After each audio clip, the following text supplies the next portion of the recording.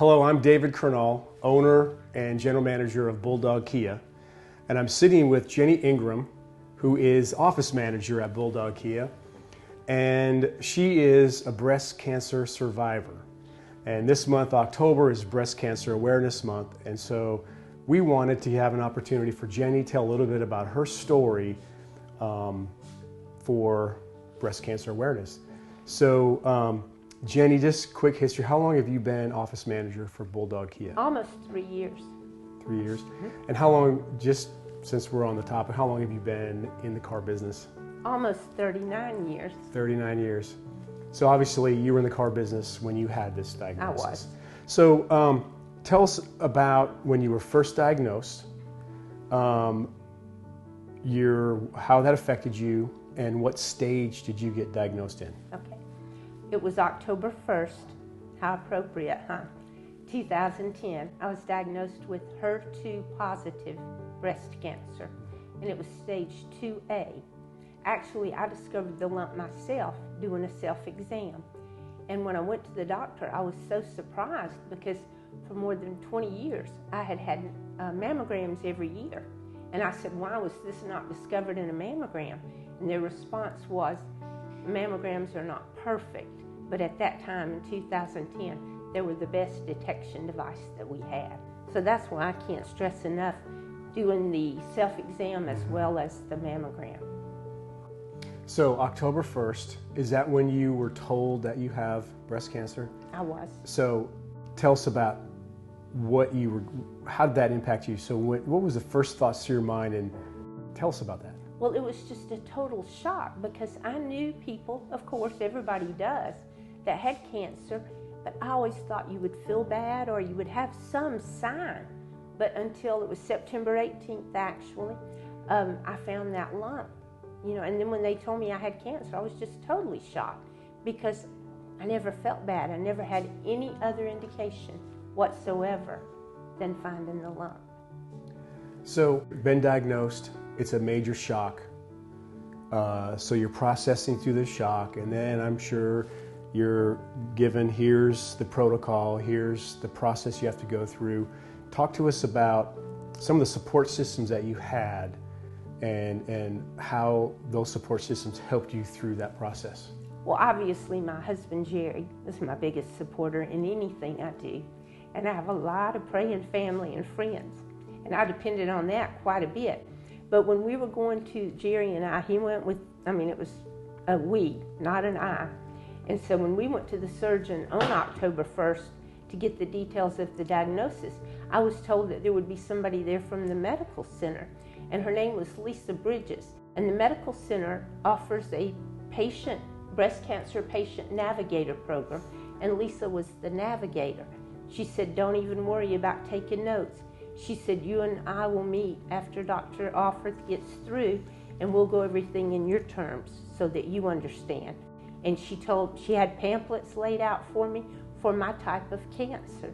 I didn't even know there were different types of breast cancer. And so she went over everything, and it was the greatest ever because when I would go for an MRI or a procedure or a biopsy, Lisa could go right in with me. And in the operating room, she would always be the last thing I saw. And it was such a comfort, it was unreal. So a navigator is actually someone who's assigned to you and is there with you every step of the process? Mm-hmm. It's a great thing, and I verified, because this was 2010, I verified just yesterday, they do still offer that. And people, unless you've really been through it, you really can't understand, because you don't know you've got to have a needle biopsy, you've got to have a surgical biopsy, you've got to have a lymph node biopsy. There's so many things. How would a regular person know? So they're not only an emotional support there with you, they're actually helping you navigate the technicalities of what you're going through as well. Absolutely. Amazing. It's a great program. So you were diagnosed October 1st, 2010. How long was your process? Okay, in October I had several biopsies and different procedures, but in November I had a mastectomy. And you kind of think, ooh, that's over. Well, they didn't get all of the cancer. The margins were not clear. So I actually had 2 major surgeries in November. Then in December of 2010, we were pretty much preparing for a fight at that point, because I knew starting January 7th, I would start having chemo, and I would have it every 3 weeks until December 30th was my last treatment. Wow. Yeah, a so I whole went year. through a full year. And the first 6 treatments were what they called hard chemo. The other was kind of a maintenance, but it was still IV. You still were there, you know, a long part of the day. And in May of 2011, I had reconstruction surgery. So that was kind of my finish. But then it was until December 30th before I was actually through with the chemo. In December 30th of 2011. Yes, sir.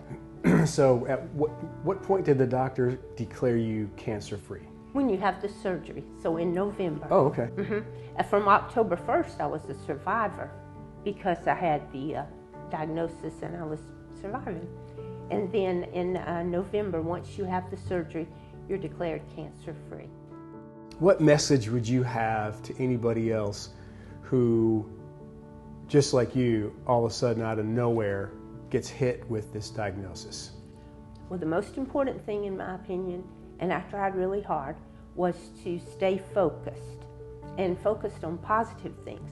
For an example, when I would go for chemo, I would look around and you saw so many people that were so much worse than you. Maybe they were older people, maybe they had other health conditions, and that was kind of took the focus off you and put it on them. And I always tried to focus on the positive. One thing that I was really blessed was the cancer was contained. What if it had been in my lymph nodes? Then it would have been in my lymph system, and it could have been everywhere. So that was a real positive thing. And then, you know, I really relied on God during this, obviously, and the peace I had was just unbelievable. You know, the day before procedure, I didn't have any problems sleeping the night before. Everything was great. But, you know, I don't really believe in coincidence. And so some things happened during this time that were just, when you look back, it's like, wow. A lady from my church was diagnosed a week after me. We were about the same age. We did not know each other, but now we're very close friends. And it was so great, because if she had a procedure before me, she'd say, okay, here's what you're looking at, you know, here's what's gonna happen. And I did the same for her. And then I had another friend, he had cancer. And I think surround yourself with positive people. His outlook was, I win either way. If I survive the cancer, I win. If I die, I win. He was a believer, and I'm a believer, so. And today, we continue to go to church together.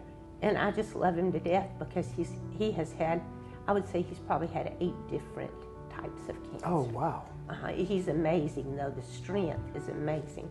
And during this time, unfortunately, my brother-in-law was battling cancer. And he was a hard worker, stayed strong, stayed positive. And I never will forget when people would say, how are you? And he'd say, well, I'm not sick, I've just got cancer.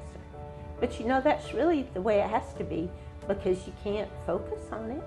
You need to continue with your work or your daily activities and not be focused on cancer, you know. So I would just say stay positive, stay focused, and fight the fight. Well, Jenny, you've been a huge inspiration for me and everybody here at Bulldog Kia. I want to thank you for taking time to come here and share your story. I believe some people are inspired by what you said and encouraged by what you said. And I want you to know that this month we are going to make a donation to Bulldogs Battling Breast Cancer in your name. Thank you very much for the opportunity. And I would just like to say, ladies, please remember mammograms and self-exams. Thanks for watching.